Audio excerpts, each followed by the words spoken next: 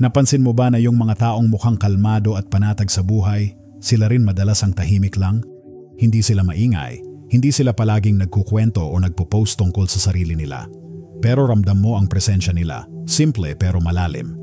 Ngayon kasi parang normal na yung i-share ang lahat online.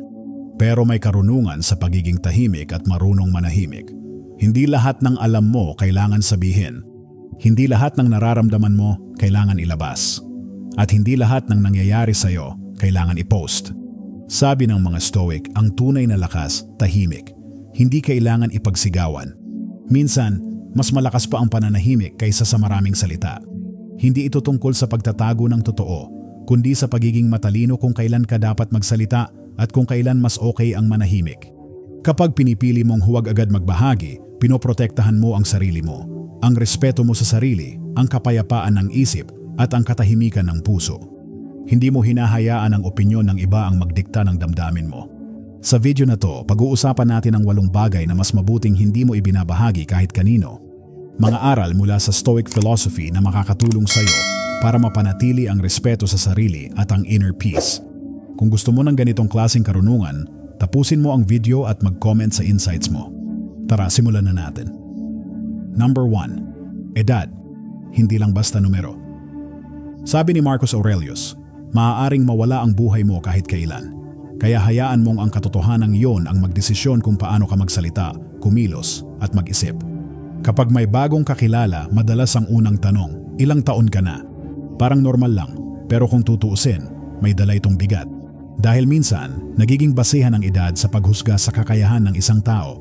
Kapag nalaman nilang lampas 50 ka na, may mga agad na nagsasabi ng, ay, matanda na yan, o kaya, baka mahina na yan. Kahit wala ka pang ginagawa, may iniisip na agad sila tungkol sa'yo. Minsan, parang pinangungunahan na nila ang kwento ng buhay mo. Ito ang tinatawag na ageism, panghuhusga batay sa edad. Minsan hindi naman sinasadya, pero nangyayari pa rin. May mga biglang nagbibigay ng payo na hindi mo naman hinihingi. Yung iba, iisipin agad na hindi mo na kaya, kahit kaya mo pa naman. Pero sabi ng mga Stoic, hindi mahalaga kung ilang taon ka na. Ang importante, paano mo ginagamit ang araw-araw mo. Sabi pa ni Seneca, reklamo tayo ng reklamo na maikli ang buhay, pero parang hindi natin ito pinapahalagahan. Hindi edad ang sukatan ng halaga ng tao. Ang sukatan ay kung paano siya mabuhay.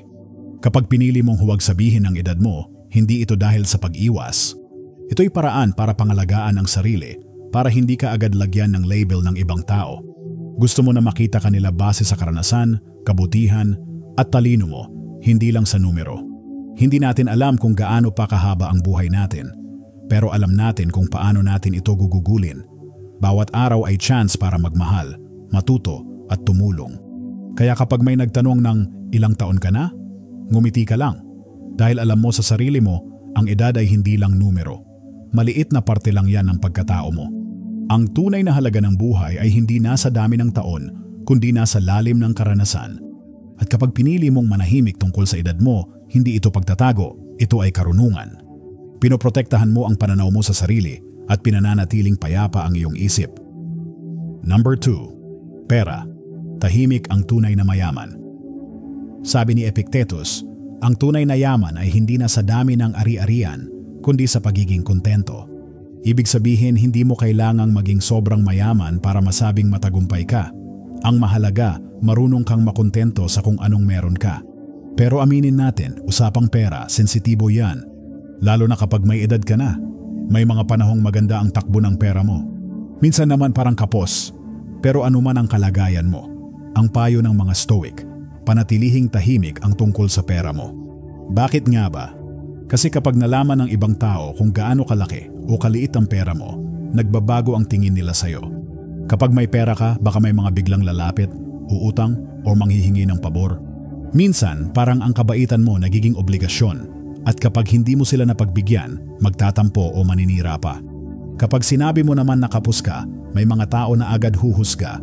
Siguro tamad yan o kaya hindi marunong sa buhay, kahit hindi nila alam ang tunay mong pinagdaanan. Sabi nga ng mga Stoic, hindi yung walang pera ang mahirap, kundi yung taong hindi marunong makontento. Ang totoong halaga ng tao, hindi base sa laman ng bulsa. Nasa ugali mo kung paano ka makitungo at kung paano ka mamuhay ng may respeto sa sarili. Kapag tahimik ka tungkol sa finances mo, mas may kapayapaan ka. Walang pressure, walang inaasahan sa'yo. Mamumuhay ka ayon sa gusto mo, hindi ayon sa iniisip ng iba. May kasabihan nga, tahimik ang tunay na mayaman. Hindi kailangan ipagyabang. Hindi kailangan ipakita sa lahat. Basta alam mo sa sarili mo na kaya mong buhayin ang sarili mo ng simple at payapa. Kaya kung may ipon ka o kahit nagsisimula ka pa lang ulit, wala kang kailangang ipaliwanag. Basta marunong kang humawak ng pera, hindi maluho, at marunong tumulong kung gusto mo, ayos na yon. Hindi lahat ng bagay dapat ipinopost. Hindi lahat ng kwento dapat ikinukwento. Piliin mong ibahagi lang ang tungkol sa pera mo sa mga taong mapagkakatiwalaan, sa tamang oras, sa tamang dahilan. Masarap mabuhay ng simple, tahimik, walang gulo, walang inggit, at sa ganung paraan doon mo mararamdaman ang tunay na yaman. Number 3. Mga lihim ng pamilya, pangalagaan ang tahanan. Sabi ni Marcus Aurelius, maging maunawain sa iba pero maging disiplinado sa sarili. Ang pamilya ang unang paaralan ng pagmamahal, pag-unawa at sakripisyo. Diyan tayo unang natuto ng tamang asal. Pero kahit gaano natin sila kamahal, minsan may hindi pagkakaintindihan, may tampuhan, may mga panahon na nasasaktan tayo o nakakasakit din. Normal lang yan, wala namang perpektong pamilya. Pero kahit may problema, hindi ibig sabihin ay kailangan mo agad itong ikwento sa iba. Bakit nga ba? Kasi kapag ikinuwento mo ang away o problema ng pamilya mo sa iba, pwedeng mauwi ito sa chismis, panghuhusga, at minsan mas lalong gumulo.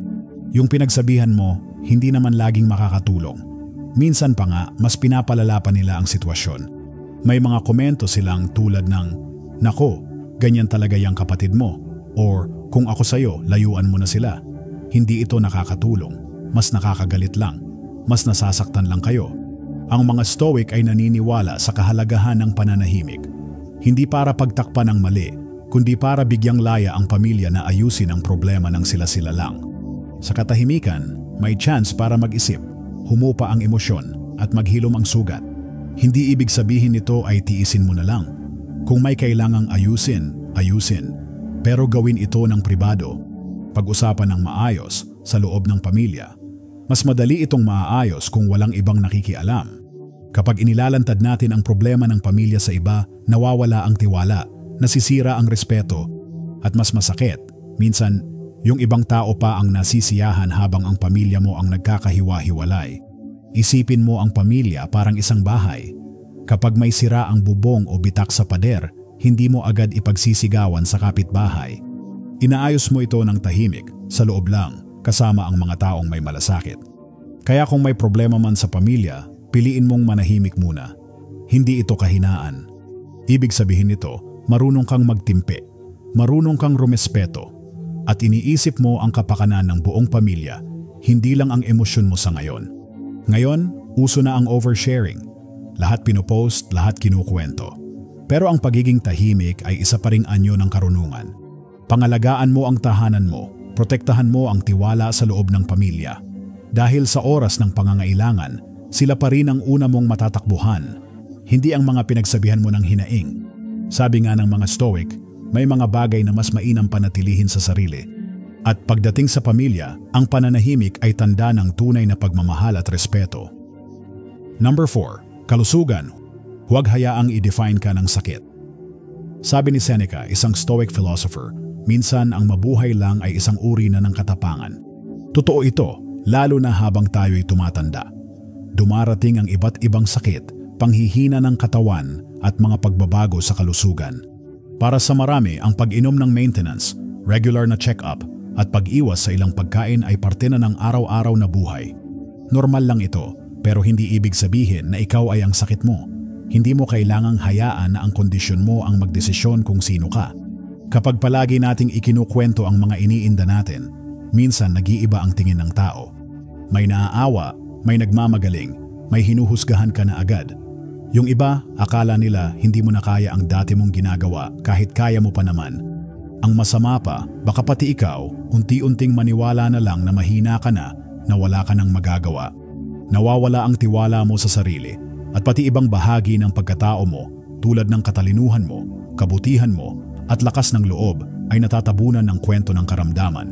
Pero sabi ng mga Stoic, ang sakit ay bahagi lang ng buhay. Hindi ito ang kabuuan mo.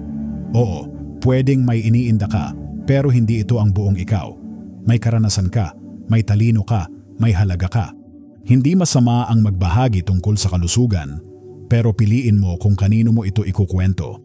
Hindi kailangan sabihin sa lahat kung anong gamot ang iniinom mo o kung anong kondisyon ang meron ka.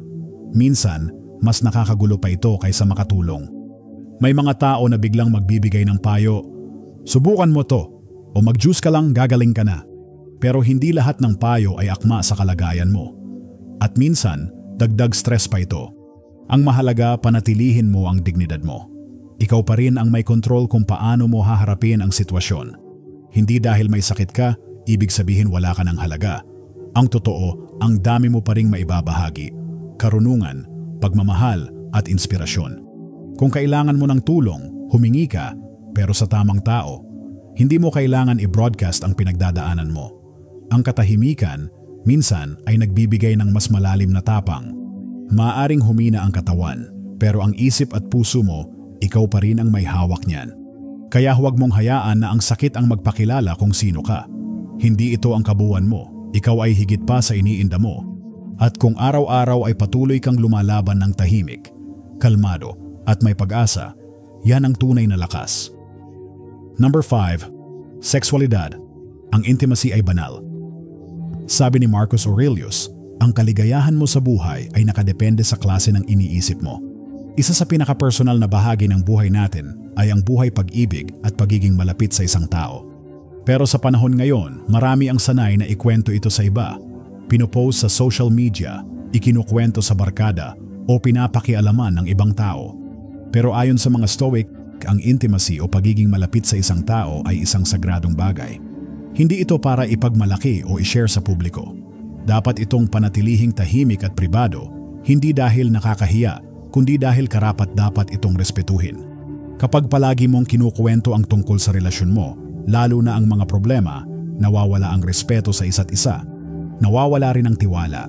Halimbawa, kung may tampuhan kayo ng partner mo, tapos ikinuwento mo agad sa kaibigan o kamag-anak, baka mas lalo lang lumala. Maraming makikialam, maraming opinyon, pero hindi lahat ng payo ay makakatulong. Minsan, yung dapat sa inyong dalawa lang, nagiging chismis na ng iba. At dahil doon, nasisira ang tiwala at lalim ng relasyon. Sabi ng Stoic philosophy, matutong magtimpi sa salita at damdamin. Kung mahalaga sa iyo ang relasyon mo, pipiliin mong protektahan ito kaysa ikuwento. Ang tunay na relasyon ay pinalalakas sa katahimikan, hindi sa dami ng likes o kwento sa labas. Hindi rin ito tungkol sa edad. Kahit 50 pataas na tayo, totoo pa rin ang pagmamahalan at importante pa rin ang physical na closeness.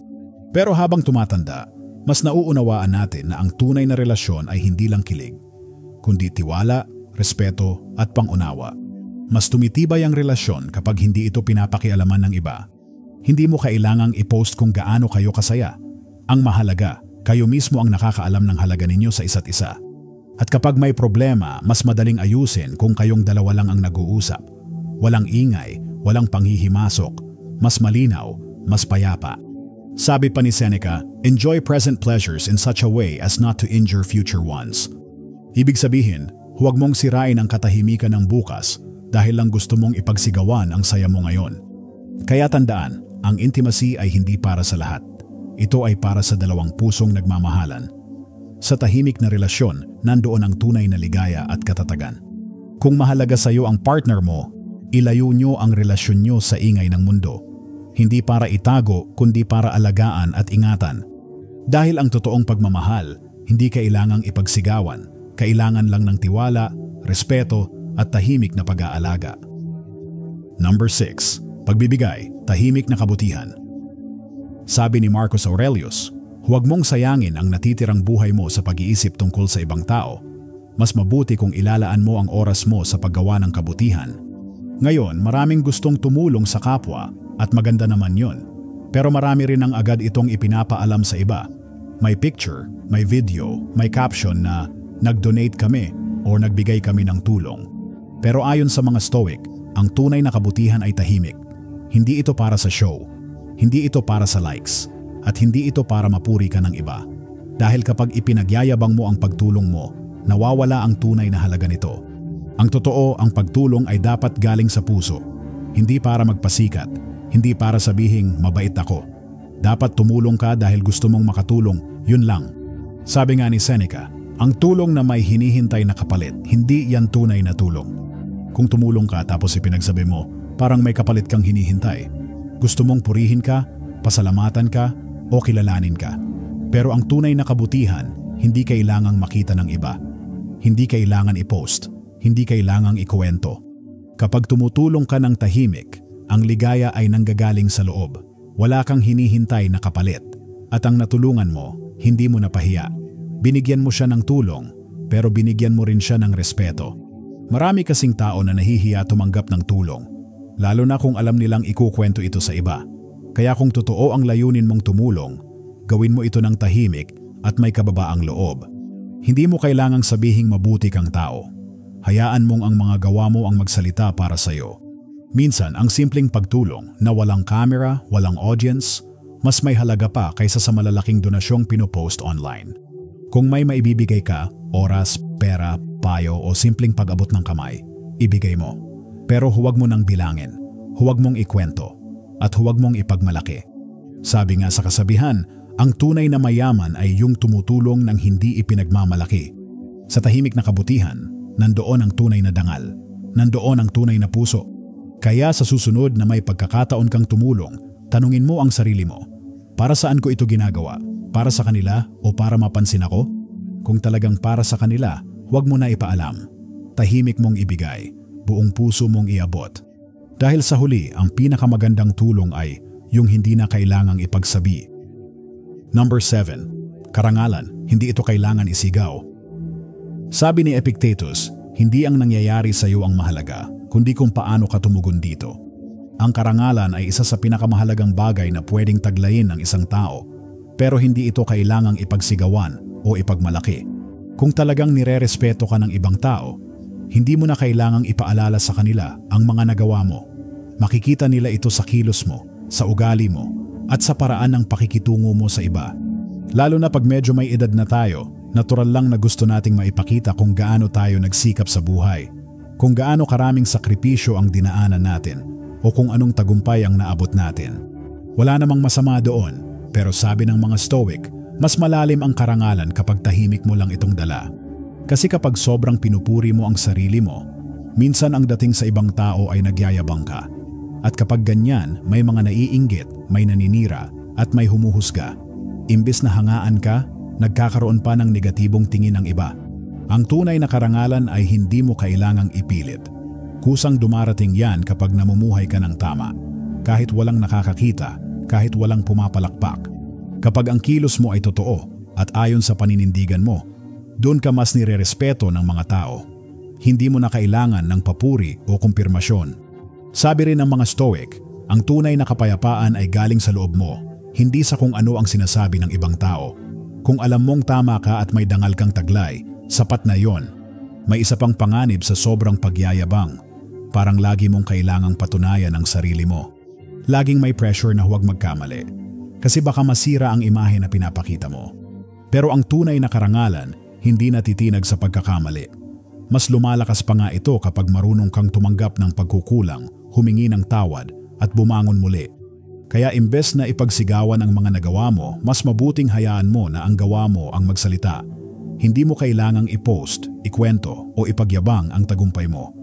Kung totoo at galing sa puso, mapapansin din yan. Kahit hindi mo sabihing ikaw ang gumawa.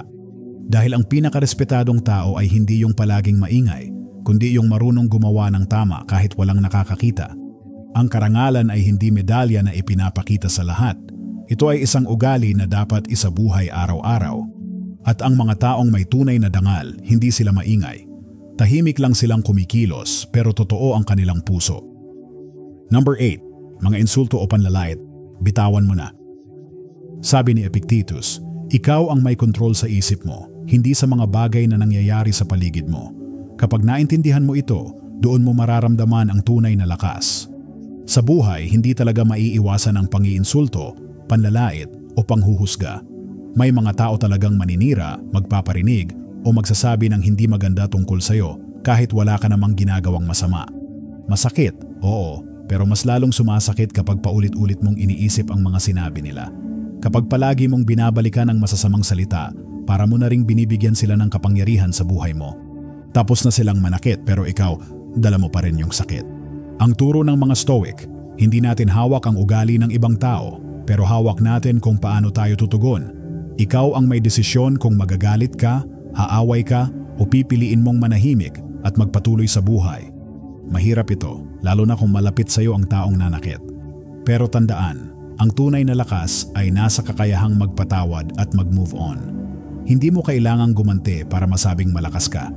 Kapag nagpatawad ka, hindi ibig sabihin ay okay lang ang ginawa nila. Ibig sabihin lang nito, ayaw mo nang pasanin ang bigat. Gusto mong maging payapa. Gusto mong magpatuloy. Hindi mo rin kailangang ikwento sa lahat ang ginawa nila. Dahil habang kinukwento mo ang sakit, lalo mo lang itong binubuhay. At sa bandang huli, ikaw rin ang nahihirapan. Mas magaan ang buhay kapag natutunan mong bitawan ang galit at sakit para sa sarili mong kapayapaan. Hindi mo na kailangang hintayin na humingi sila ng tawad. Hindi mo kailangang patunayan ang kahit ano. Kapag natuto kang magpatawad, mas magiging kalmado ang isip mo. Mas magiging tahimik ang puso mo. At mas magiging malaya ka. Tandaan mo ito, ang galit ay parang sako ng bato. Habang bitbit mo ito, ikaw ang napapagod. Pero kapag binitawan mo na, doon mo lang mararamdaman ang gaan at ginhawa.